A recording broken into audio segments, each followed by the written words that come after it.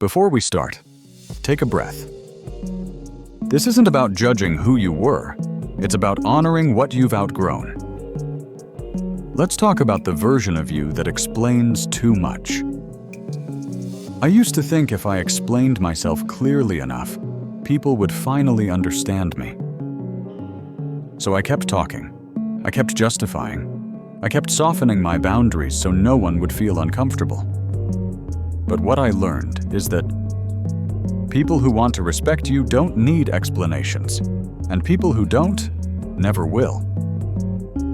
Before 2026 begins, let the version of you that feels the need to over-explain rest.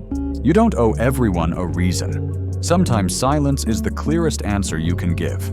Now let's talk about the version of you that waits to be chosen. There was a time I waited. I waited for replies, for effort, for someone to finally decide that I mattered.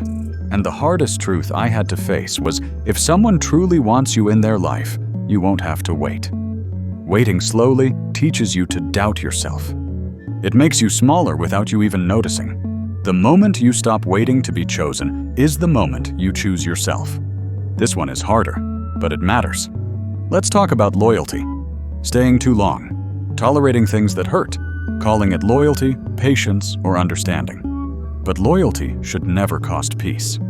This year, release the version of you that puts others above your own peace. And yeah, you're allowed to walk away without explaining everything.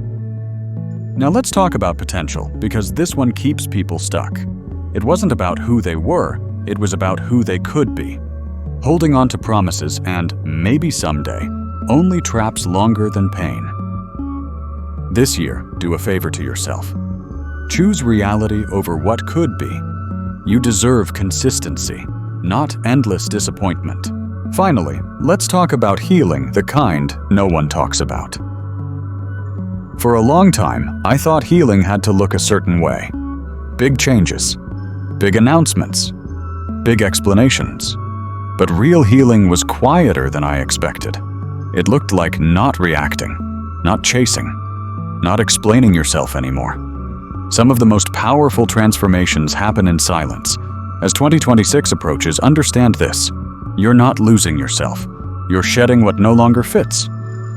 Some versions of you must end so a stronger, calmer, untouchable version can begin. If this resonated, like, subscribe, and share this with someone who's ready to stop surviving and start choosing themselves.